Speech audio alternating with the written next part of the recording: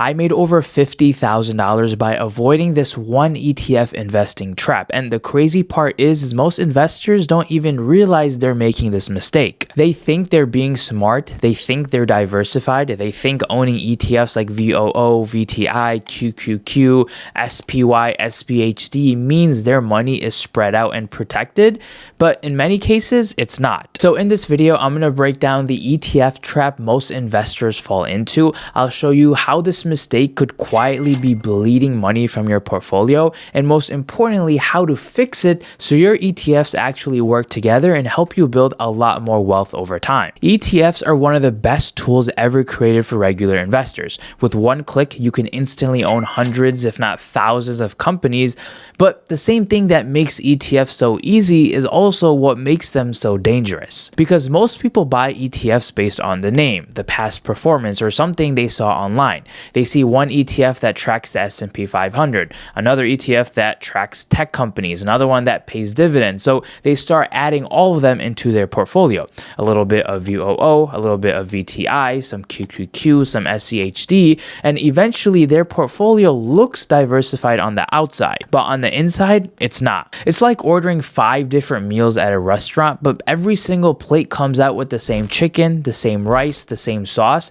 That's what we call ETF overlap. Let's look at an example. VTI, Vanguard's total stock market ETF. This is basically designed to give you exposure to the entire US stock market. So on the surface, it feels like you're as diversified as you can possibly be. But here's the part most people miss. VTI is market cap weighted. That means the biggest companies take up the biggest percentage of the fund. So even though VTI owns thousands of stocks, your biggest positions are still companies like Nvidia, Apple, Microsoft, Amazon, and Google. Now, let's say you also own QQQ because it's tech heavy and you want more growth exposure. That sounds fine, but when you compare VTI and QQQ, there's a massive amount of overlap. A lot of QQQ's biggest holdings are already inside VTI. Companies like Nvidia, Apple, Microsoft, Amazon, Meta, Google, Broadcom, Tesla. So you're not really buying 100 completely new companies. You're mostly just increasing your exposure to the companies you already own. You already had Nvidia in VTI, and now you're buying more Nvidia through QQQ. You already had Apple in VTI, and now you're buying more Apple through QQQ. And the same thing goes for a bunch of other companies like Microsoft, Amazon, Google, and Meta. When big tech is doing great, like we're kind of seeing right now,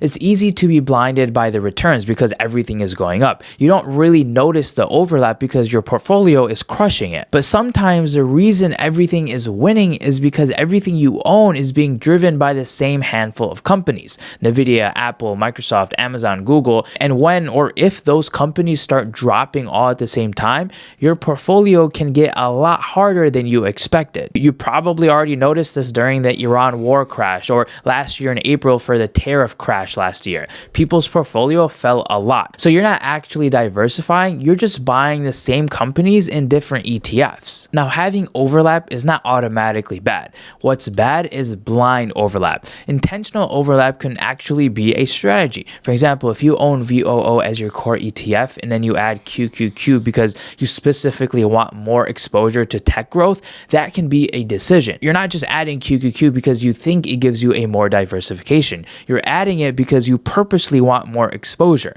That's fine because it's intentional. The problem is when someone owns VTI, VOO, QQQ, SPY, and then also buys individual shares of companies like Nvidia, Apple, or Microsoft without realizing those companies already have massive positions inside of those ETFs. People might think, oh, I only have a 5% exposure to my portfolio to Apple. But when they add up Apple's exposure across all their ETFs plus their individual shares, it could be 10, 15, even 20% of their entire portfolio. And they don't even know. And that's where this can cost you a lot of money, because why keep blindly buying more Apple or Nvidia or any other company if you already own a ton of it through your ETFs? That money could be used to actually buy something else that actually diversifies your portfolio instead of just doubling down on what you already own. Another version of this mistake I see is people buying every popular ETF because they don't want to miss out. They buy VOO because the S&P 500 is doing great. Then they buy VTI because the total stock market sounds even better. Then they buy QQQ because it's performed really well in the tech industry. Then they buy VGT because tech has been extremely strong. Then SCHD for dividends. There's no strategy to just buying all these different ETFs. It's what causes you to lose a lot of money. It's just a bunch of ETFs you thought were good because you kept seeing them online. A portfolio should have a job. Every ETF inside of your portfolio should have a role. If you can't explain why an ETF is in your portfolio, there's a good chance it doesn't need to be there. For me, this became a huge turning point because once I understood ETF overlap, I stopped investing randomly. I stopped buying something just because it was up a lot over the past 10 years, and I started asking one better question. What am I actually trying to own? What will be the future? That question changed everything. Instead of just buying more ETFs, I started looking at what's actually inside of these ETFs. Am I actually diversifying, or am I just doubling down on the same companies that I already own? Or am I buying this because it fits my plan, or just because someone else talked about it online? And once I started thinking like this and asking these questions, my portfolio exploded with growth. Here's a quick example a lot of beginners face. VOO versus VTI. VOO tracks the S&P 500 while VTI tracks the total US stock market.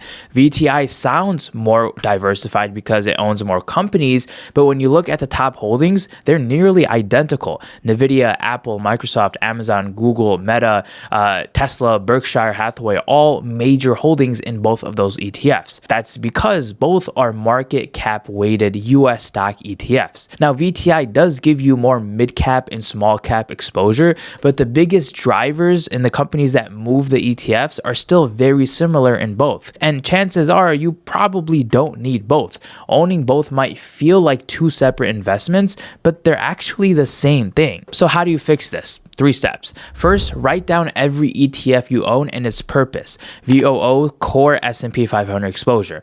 QQQ, growth exposure. SCHD, dividend exposure. If you can't explain the purpose of an ETF in one sentence like this, look closer. Second, look at the top holdings of each ETF you own. One tool I like to use is a fun overlap tool from ETF Research Center. You can plug in 2 ETFs and see how much overlap there is between both of them. For example, if you compare something like SPY and QQQ, there's a 53% overlap, and that's when you have to ask yourself, do you really need both of these ETFs? I would go through all your ETFs and check how much overlap you actually have. A good rule of thumb is nothing more than over 40% overlap. If it is, then I would sell one and use that money to go buy something else or another ETF that actually diversifies your portfolio. And finally, third, ask what this ETF is actually adding to your portfolio. Before buying another ETF, don't just ask, is this a good ETF? A lot of ETFs are good. The better question is what does this give me that I don't already have in my portfolio? If you already own VTI and then buy VOO,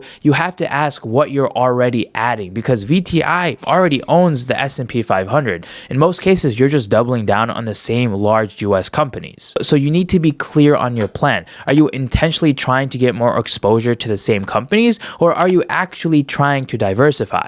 Because those are two very different strategies. Every ETF in your portfolio should fit a certain category. So for something like your core, would something be like VOO or VTI as your foundation? Then your edge, where you intentionally overweight something like QQQ for growth or SCHD for dividends. Next is your stabilizers, so things like bonds, cash, or more conservative holdings depending on your age and goals. And also your avoid ETF list. Once you understand overlap, it becomes easier to say no to ETFs that look good on the outside but don't actually add any value to your portfolio. A lot of people think a better portfolio means a more complicated portfolio with a bunch of different ETFs, but that's not true. When it comes to ETFs, simpler is always better, and understanding this shift of understanding what I owned, why I owned it, and what I didn't need anymore is one of the biggest things that helped me make over $50,000 with just my ETF portfolio. So the goal isn't to just avoid ETF overlap completely. The goal is to understand it, because owning VTI and QQQ can be a smart strategy if you want broad market exposure with a growth edge.